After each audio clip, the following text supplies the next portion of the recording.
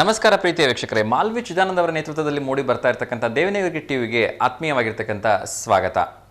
ದಾವಣಗೆರೆ ಸುತ್ತಮುತ್ತ ನಡೀತಾ ಇರತಕ್ಕಂಥ ಪ್ರಮುಖವಾಗಿರ್ತಕ್ಕಂಥ ಸುದ್ದಿಗಳನ್ನು ನಿಮ್ಮ ಬಳಿ ತಲುಪಿಸ್ತಕ್ಕಂಥದ್ದೇ ಈ ಕಾರ್ಯಕ್ರಮದ ಮುಖ್ಯ ಉದ್ದೇಶ. ಸಮಾಜದಲ್ಲಿ ನಾವು ಯಾವತ್ತೂ ಯಾರನ್ನು ಕೀಳಾಗಿ ಕಾಣಬಾರದು ಅನ್ನೋದಕ್ಕೆ ಇದೊಂದು ಅತ್ಯಂತ ಸುಂದರವಾಗಿರ್ತಕ್ಕಂಥ ಉದಾಹರಣೆ ಅಂತ ಹೇಳಿದ್ರೆ ತಪ್ಪಾಗಲಿಕ್ಕಿಲ್ಲ. ಏಕೆಂದರೆ ಪ್ರಪಂಚವನ್ನು ನೋಡ್ತಕ್ಕಂಥ ಎರಡು ಕಣ್ಣುಗಳಿರ್ತಕ್ಕಂಥವರೇ ಸಾಕಷ್ಟು ತಪ್ಪುಗಳನ್ನು ಮಾಡುವಾಗ ಕಣ್ಣು ಇಲ್ಲದೆ ಇರ್ತಕ್ಕಂಥವರು ಕೂಡ ಏನಾದರೂ ಸಾಧನೆಯನ್ನು ಮಾಡ್ಬೋದು ಅನ್ನೋದಕ್ಕೆ ನಮ್ಮ ಅತ್ಯಂತ ಹೆಮ್ಮೆಯ ಪ್ರೀತಿಯ ಮಹಿಳಾ ಕ್ರಿಕೆಟ್ ತಂಡ ಕಾರಣೀಭೂತವಾಗಿದೆ ಅಂತ ಹೇಳಿದ್ರೆ ತಪ್ಪಾಗಲಿಕ್ಕಿಲ್ಲ. ಏನಪ್ಪ ಇವರು ಸಾಧನೆ ಮಾಡಿರ್ತಕ್ಕಂಥದ್ದು ಅಂತ ಹೇಳಿದ್ರೆ, ನಿನ್ನೆ ನಡೆದಿರ್ತಕ್ಕಂಥ 2020 ವಿಶ್ವಕಪ್ ಫೈನಲ್ ಪಂದ್ಯದಲ್ಲಿ ನೇಪಾಳ ತಂಡವನ್ನು 7 ವಿಕೆಟ್ಗಳಿಂದ ಭರ್ಜರಿಯಾಗಿ ಸೋಲಿಸೋದ್ರ ಮೂಲಕ ಭಾರತದ ಮಹಿಳೆಯರ ಅಂಧರ ತಂಡ ಏನಿದೆ ಪ್ರಶಸ್ತಿಯನ್ನು ಮುಡಿಗೇರಿಸಿಕೊಂಡಿದೆ. ಅದರಲ್ಲೂ ಕೂಡ ಸೆಮಿಫೈನಲ್ನಲ್ಲಿ ಆಸ್ಟ್ರೇಲಿಯಾವನ್ನು ಬಗ್ಗು ಬಡಿತಾರೆ ಅಂತ ಹೇಳಿದ್ರೆ ಅದಕ್ಕಿಂತ ಹೆಮ್ಮೆಯ ವಿಚಾರ ಏನೇನಿದೆ.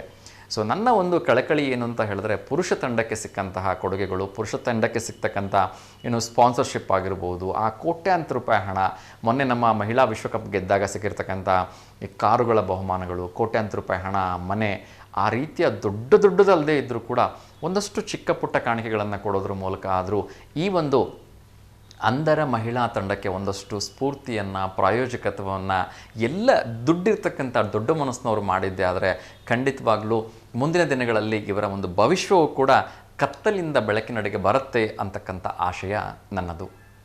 ನಾಳೆ ಭಾರತೀಯರ ಪಾಲಿಗೆ ಅತ್ಯಂತ ವಿಶೇಷವಾಗಿರ್ತಕ್ಕಂಥ ದಿವಸ. ಅದರಲ್ಲೂ ಕೂಡ 148 ಪ್ರತಿಯೊಬ್ಬ ಹಿಂದೂಗಳಿಗೂ ಕೂಡ ಈ ದಿವಸ ವಿಶೇಷವಾಗಿರ್ತಕ್ಕಂಥ ದಿವಸ ಅಂತ ಹೇಳಿದ್ರೆ ತಪ್ಪಾಗಲಿಕ್ಕಿಲ್ಲ. ಯಾಕೆ ಇದನ್ನು ಹೇಳ್ತಾ ಇದ್ದೀನಿ ಅಂತ ಹೇಳಿದ್ರೆ, 500 ವರ್ಷಗಳ ನಂತರ ರಾಮ ಮಂದಿರವನ್ನು ನಿರ್ಮಾಣ ಮಾಡಿದ್ದಾಯಿತು. ಆ 500 ವರ್ಷಗಳ ನಂತರ ನಿರ್ಮಾಣ ಆಗಿರ್ತಕ್ಕಂಥ ರಾಮ ಮಂದಿರ ಇದೀಗ ಸಂಪೂರ್ಣವಾಗಿ ಪೂರ್ಣಗೊಂಡಿದೆ ಅಂತಕ್ಕಂಥದ್ದು ಮೊದಲನೇ ಹೆಮ್ಮೆಯ ವಿಚಾರ. ಇನ್ನು ಎರಡನೇ ಹೆಮ್ಮೆಯ ವಿಚಾರ ಏನು ಅಂತ ಹೇಳಿದ್ರೆ, 191 ಅಡಿ ಎತ್ತರದ ಗೋಪುರದ ಶಿಖರದ ಮೇಲೆ ನಾಳೆ ಕೇಸರಿ ಧ್ವಜ ಹಾರಾಡ್ತಾ ಇದೆ. ಆ ಧ್ವಜವನ್ನು ನಾಳೆ ಪ್ರಧಾನಮಂತ್ರಿ ನರೇಂದ್ರ ಮೋದಿಯವರು ಲಕ್ಷಾಂತರ ಜನರ ಸಮ್ಮುಖದಲ್ಲಿ ಆ ಅಯೋಧ್ಯೆಯ ರಾಮ ಮಂದಿರದ ಮೇಲ್ಗಡೆ ಶಿಲಾನ್ಯಾಸಗೊಳಿಸ್ತಾ ಇದ್ದಾರೆ. ನಿಜಕ್ಕೂ ಕೂಡ ಅತ್ಯಂತ ಸಂಭ್ರಮದ ಕ್ಷಣ ಅಂತ ಹೇಳಿದ್ರೆ ತಪ್ಪಾಗಲಿಕ್ಕಿಲ್ಲ. ಇದು ಕಾರ್ತಿಕ ಮಾಸ, ಹೇಳಿ ಕೇಳಿ ಎಲ್ಲ ಕಡೆಗಳಲ್ಲಿ ದೀಪೋತ್ಸವಗಳನ್ನು ನಡೆಸ್ತಾರೆ. ಅದರಲ್ಲೂ ಕೂಡ ಈ ದೀಪೋತ್ಸವ ಒಂದು ಶಾಲೆಯಲ್ಲಿ ನಡೆದ್ರೆ ಅದಕ್ಕೆ ತನ್ನದೇ ಆಗಿರ್ತಕ್ಕಂಥ ಮೆರುಗಿರುತ್ತೆ. ಅದರಲ್ಲೂ ಕೂಡ ಶಾಲೆಯ ಮಕ್ಕಳಿಗೆ ಕಳಿಸ್ತಕ್ಕಂಥ ಮಕ್ಕಳಿಂದ, ಪೋಷಕರಿಂದ, ಅದರಲ್ಲೂ ಕೂಡ ದೇಶದಲ್ಲಿ ನಡೀತಾ ಇರತಕ್ಕಂಥ ಎಲ್ಲ ಘಟನಾವಳಿಗಳನ್ನು ದೀಪದ ಮೂಲಕ, ರಂಗೋಲಿ ಮೂಲಕ ಕಾರ್ತಿಕೋತ್ಸವ ನಡೆಸ್ತಕ್ಕಂಥದ್ದು ಸಾಮಾನ್ಯದ ವಿಚಾರವಲ್ಲ. ನಗರದ ರಾಷ್ಟ್ರೋತ್ತನ ಶಾಲೆಯ CBSE ವಿಭಾಗದ ಒಂದು ಸ್ಪೆಷಲ್ ಆಗಿರ್ತಕ್ಕಂಥ ಒಕೇಶನಲ್ಲಿ ಕಾರ್ತಿಕೋತ್ಸವವನ್ನು ನಡೆಸಿದ್ರು. ಇಲ್ಲಿ ಅತ್ಯಂತ ಕಣ್ಮನ ಸೆಳೆದಿದ್ದು ಅಂತ ಹೇಳಿದ್ರೆ, RSSನ 100ನೇ ವರ್ಷದ ಒಂದು ಶತಾಬ್ದಿ ವಿಶೇಷವಾಗಿರ್ತಕ್ಕಂಥ ರಂಗೋಲಿಗಳನ್ನ ಬಿಡಿಸಲಾಗಿತ್ತು. ವಂದೇ ಮಾತರಂ, ನಮ್ಮ 150 ವರ್ಷ ಹಿರಿಮೆಯ ವಂದೇ ಮಾತರಂ ಗೀತೆ ಇದೆ, ಬಂಕಿಂ ಚಂದ್ರ ಚಟರ್ಜಿ ಅವರ ವಂದೇ ಮಾತರಂ, ಅದರ ಕುರಿತಾಗಿ ರಂಗೋಲಿಯಲ್ಲಿ ಬಿಡಿಸಲಾಗಿತ್ತು. ವಿಧವಾಗಿರ್ತಕ್ಕಂಥ ರಂಗೋಲಿಗಳನ್ನು ಬಿಡಿಸಿ ದೇಶದ ಸಾಧನೆಗಳನ್ನು ಅಲ್ಲಿ ತೋರಿಸಲಾಗಿತ್ತು. ವಿದ್ಯಾರ್ಥಿ ಪೋಷಕರಿಂದ ನಡೆದಂತಹ ಈ ಒಂದು ಕಾರ್ತಿಕೋತ್ಸವ ಕಣ್ಮನ ಸೆಳೆಯಿತು.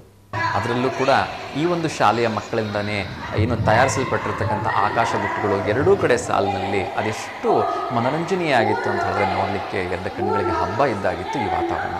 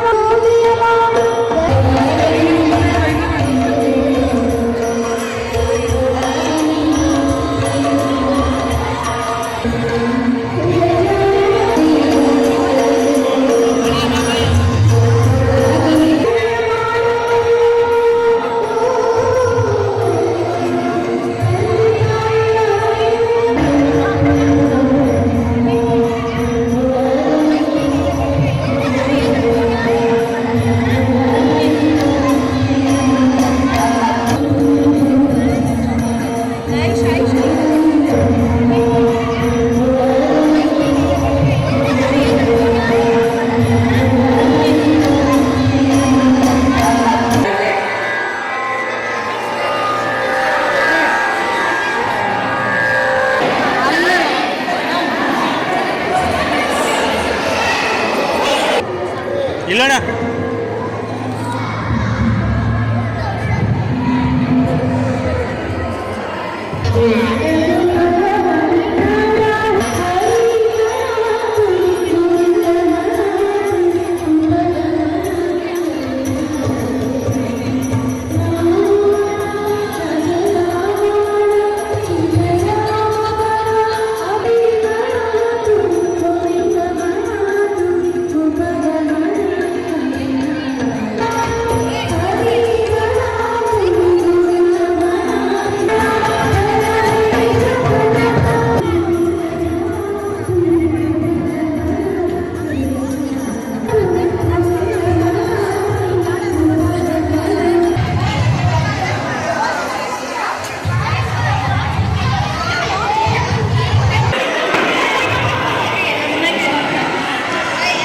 ಮಾಜಿ ರಾಷ್ಟ್ರಪತಿ ಅಬ್ದುಲ್ ಕಲಾಂ ಮಿಷನ್ ಮ್ಯಾನ್ ಅಂತಲೇ ಖ್ಯಾತಿ.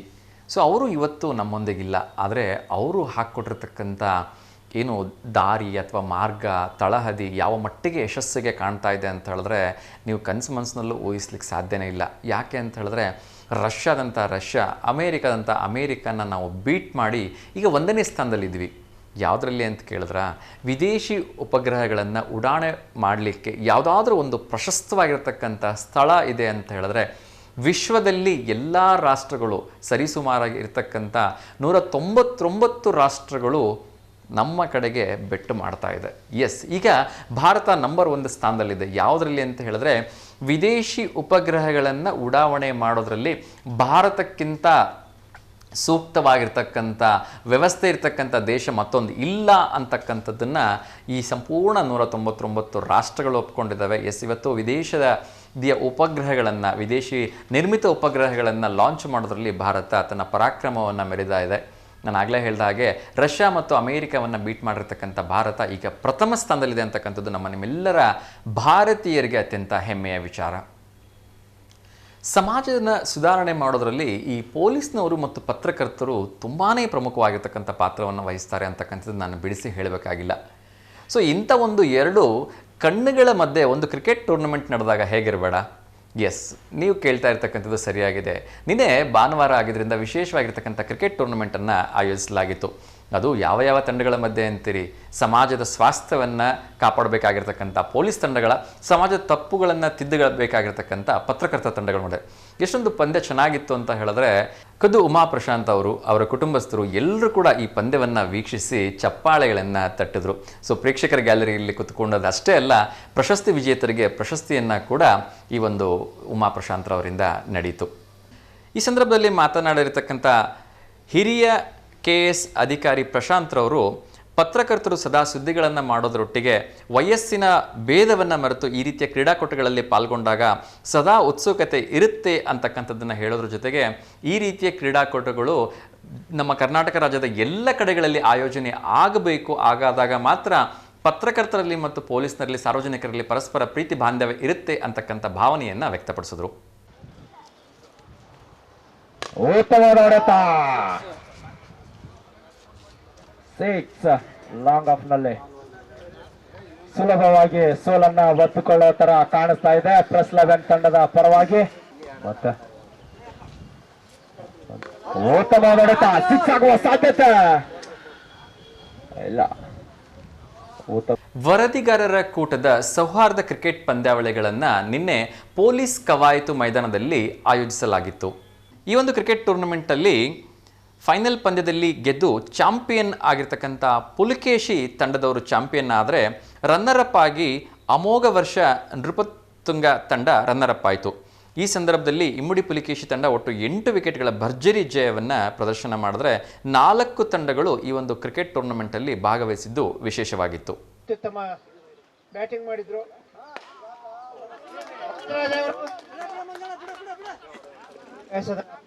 ಬಾಲನ್ನ ಜಯಗಳಿಸುತ್ತೆ. ಶಿವ ಅವರ ಜವಾಬ್ದಾರಿಯುತ ಆಟ. ಡ್ರಾಗೆ 2 ರನ್ಗಳ ಗೆಲುವಿನತ್ತ ಇಮ್ಮಡಿ ಪುಲಕೇಶಿ. ಇಮ್ಮಡಿ ಪುಲಕೇಶಿ ತಂಡ ಗೆಲುವಿನತ್ತ ದಾಪಗಾರ ಇರ್ತಾ ಇದೆ. 2 ರನ್ಗೆ ಇಮ್ಮಡಿ ಪುಲಕೇಶಿ ತಂಡ ಇದರೊಂದಿಗೆ ಇಮ್ಮಡಿ ಪುಲಕೇಶಿ ತಂಡ ಜಯಗಳಿಸಿ 1 ಓವರ್ ಬಾಕಿ ಇರುವಂತೆ ಗೆಲುವಿನ ನಗೆ ಬಿದ್ದಿದೆ.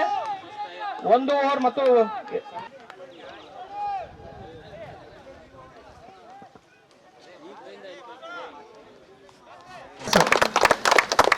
ಪಂದ್ಯಾವಳಿ ಯುದ್ಧಕ್ಕೂ ಅತ್ಯುತ್ತಮ ಆಟವನ್ನು ಆಡ್ತಾ ಬಂದ ಅಮೋಘ ವರ್ಷ ತಂಡ ಪ್ರೆಸ್ ಕ್ಲಬ್ ಪರವಾಗಿ ಇಮ್ಮಡಿ ಪುಲಕೇಶಿ ತಂಡಕ್ಕೆ ವಿಶೇಷವಾದ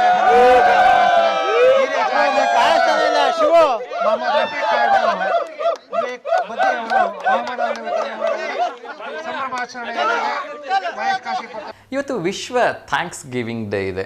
ಸೊ ನಾವು ಯಾವಾಗಲೂ ಕೂಡ ಕೃತಜ್ಞರಾಗಿರಬೇಕು. ಯಾರಿಗೆ ಕೃತಜ್ಞರಾಗಿರಬೇಕು ಅಂದರೆ ನಾನು ತುಂಬ ಸಲ ಇದನ್ನು ರಿಪೀಟೆಡ್ಲಿ ಹೇಳ್ತಾನೆ ಇರ್ತೀನಿ, ಕ್ವಿಕ್ಕಾಗಿ ಹೇಳಿಬಿಡ್ತೀನಿ ಒಂದೇ ಒಂದು ನಿಮಿಷದಲ್ಲಿ. ಮೊದಲನೇದಾಗಿ ಚಳಿ ಮಳೆ ಗಾಳಿಯನ್ನು ಲೆಕ್ಕಿಸದೆ ತಮ್ಮ ಕುಟುಂಬ ತಮ್ಮ ಪರಿವಾರವನ್ನೆಲ್ಲ ಬದಿಗೊತ್ತಿ 40-50 ಡಿಗ್ರಿ -ಸೆಲ್ಸಿಯಸ್ನಲ್ಲಿ ಕೆಲಸ ಮಾಡ್ತಾ ಇರ್ತಕ್ಕಂಥ ನಮ್ಮೆಲ್ಲ ವೀರ ಯೋಧರಿಗೆ ಒಂದು ಕೃತಜ್ಞತೆಯನ್ನು ಸಲ್ಲಿಸೋಣ. ಅವರ ಕುಟುಂಬಕ್ಕೊಂದು ನಾವಿದ್ದೀವಿ ಅಂತಕ್ಕಂಥ ಧೈರ್ಯವನ್ನು ಸಲ್ಲಿಸೋಣ. ಎರಡನೇದಾಗಿ ದೇಶಕ್ಕೆ ಅದೇ ರೀತಿ ಚಳಿ ಮಳೆ ಗಾಳಿ ಯಾವುದನ್ನು ಲೆಕ್ಕಿಸದೆ ತನ್ನ ಪ್ರಾಣವನ್ನು ಒತ್ತೆ ಇಟ್ಟು ದೇಶಕ್ಕೋಸ್ಕರ ಅನ್ನ ನೀಡ್ತಕ್ಕಂಥ ರೈತನಿಗೆ ಒಂದು ಕೃತಜ್ಞತೆಯನ್ನು ಸಲ್ಲಿಸೋಣ.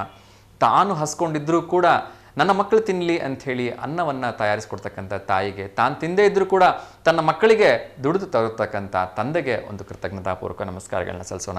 ಇನ್ನು 4ನೇದು, ಯಾವುದೇ ಜಾತಿ ಮತ ಭೇದ ಪಂಥಗಳನ್ನೆಲ್ಲ ಹೊರತುಪಡಿಸಿ ಅದ್ಯಾವುದನ್ನು ಕೇಳ್ದೇನೆ ಎಲ್ಲ ವಿದ್ಯಾರ್ಥಿಗಳಿಗೆ ಸರಿ ಶಿಕ್ಷಣವಾಗಿ ಸರಿಯಾದ ರೀತಿಯಿಂದ ಪಾಠ ಮಾಡ್ತಕ್ಕಂಥ ಎಲ್ಲ ಗುರು ಹಿರಿಯರಿಗೆ ಒಂದು ನಮಸ್ಕಾರಗಳನ್ನ ಕೃತಜ್ಞತೆಗಳನ್ನ ಸಲ್ಲಿಸೋಣ. ಅದೇ ರೀತಿ ಕೊನೆಯದಾಗಿ ನಮ್ಮೆಲ್ಲ ಕಷ್ಟ ಸುಖಗಳಲ್ಲಿ ನೋವು ನಲಿವಿನಲ್ಲಿ ನಮ್ಮ ಜೊತೆ ಇರ್ತಕ್ಕಂಥ ನಮ್ಮೆಲ್ಲ ಪ್ರೀತಿಯರಿಗೆ ಒಂದು ಧನ್ಯವಾದಗಳನ್ನ ಹೇಳೋಣ. ಸೊ ಇವತ್ತು ಥ್ಯಾಂಕ್ಸ್ ಗಿವಿಂಗ್ ಡೇ ಇದೆ. ನನ್ನ ಜೀವನದಲ್ಲಿ ಯಾರೆಲ್ಲ ನನ್ನ ಜೊತೆ ಇದ್ದೀರಿ, ನನ್ನ ಸಹಾಯ ಮಾಡಿದಿರಿ, ಈ ರೀತಿ ಮಟ್ಟಕ್ಕೆ ನನಗೆ ಬೆಳೆಸಿದಿರಿ, ಅವರೆಲ್ಲರೂ ಕೂಡ ಕೃತಜ್ಞತಾಪೂರ್ವಕವಾಗಿ ನಾನು ಹಾರ್ದಿಕವಾಗಿ ಅವರಿಗೆ ಧನ್ಯವಾದಗಳನ್ನ ಹೇಳ್ತಾ ಇದ್ದೀನಿ. ಸೊ ಥ್ಯಾಂಕ್ಸ್ ಹೇಳ್ತಾ ಇದ್ದೀನಿ. ನೀವು ಕೂಡ ನಿಮ್ಮ ಜೀವನದಲ್ಲಿ ಸಹಾಯ ಮಾಡಿರ್ತಕ್ಕಂಥವ್ರಿಗೆ ಎಲ್ಲರೂ ಕೂಡ ಥ್ಯಾಂಕ್ಸ್ ಹೇಳೋದನ್ನು ಮರಿಬೇಡಿ ಅಂತ ಹೇಳ್ತಾ ಇದ್ದೀನಿ. ಇದಿಷ್ಟು ಕಾರ್ಯಕ್ರಮ ತಮಗೆ ಇಷ್ಟ ಆಗಿದೆ ಅಂತ ಹೇಳಿ ಭಾವಿಸ್ತೀನಿ. ನಾಳೆ ಇನ್ನಷ್ಟು ಹೊಸ ವಿಚಾರಗಳೊಂದಿಗೆ ನಿಮ್ಮನ್ನು ಭೇಟಿ ಆಗ್ತೀನಿ. ಸೊ ಅಲ್ಲಿವರೆಗೂ NDTV ಡಿವಿಷನ್ನ ಫಾಲೋ ಮಾಡ್ತಾರೆ. ಮತ್ತು ನಿಮ್ಮ ಬಳಿ ಯಾವುದಾದ್ರೂ ಹೊಸ ವಿಚಾರಗಳು ಹೊಸ ವಿಷಯಗಳಿದ್ದರೆ ಆಗಿದ್ದರೆ ನಮಗೆ ಒಂದು ದಿವಸ ಮುಂಚಿತವಾಗಿ ತಿಳಿಸಿ. ಆ ಕಾರ್ಯಕ್ರಮಗಳನ್ನು ಸಂಪೂರ್ಣವಾಗಿ ಉಚಿತವಾಗಿ ಕವರೇಜ್ ಮಾಡಿಕೊಂಡು ನಮ್ಮ ಒಂದು NDTV ಡಿವಿಷನಲ್ಲಿ ಪ್ರಸಾರ ಮಾಡ್ತಕ್ಕಂಥ ಕೆಲಸವನ್ನು ಮಾಡ್ತೀವಿ ಅಂತ ಹೇಳ್ತಾ, ಸೊ ಹೊಸ ಕಾರ್ಯಕ್ರಮ, ಹೊಸ ಒಂದು ರೂಪದ ಕಾರ್ಯಕ್ರಮ, ನಮ್ಮ ಒಂದು ಹೊಸತನದ ಕಾರ್ಯಕ್ರಮಕ್ಕೆ ನಿಮ್ಮ ಸಲಹೆ ಸಹಕಾರ ಪ್ರೀತಿ ಸಹಕಾರ ಅಗತ್ಯ. ಸೊ ಹಾಗಾಗಿ ಸದಾ ಸಪೋರ್ಟ್ ಮಾಡಿ, ನಮ್ಮ ಚಾನಲ್ನ ಸಬ್ಸ್ಕ್ರೈಬ್ ಮಾಡಿಕೊಂಡು ಇತರರಿಗೂ ಕೂಡ ತಿಳಿಸಿ ಅಂತ ಕೇಳ್ಕೊಳ್ತೀನಿ. ಸ್ಥಳೀಯ ಸುದ್ದಿಗಳಿಗಾಗಿ NDTV DVGಯನ್ನು ಫಾಲೋ ಮಾಡೋದನ್ನು ಮರಿಬೇಡಿ. ಎಲ್ರಿಗೂ ಒಳ್ಳೆಯದಾಗಲಿ. ಶುಭಮಸ್ತು. ನಮಸ್ಕಾರ.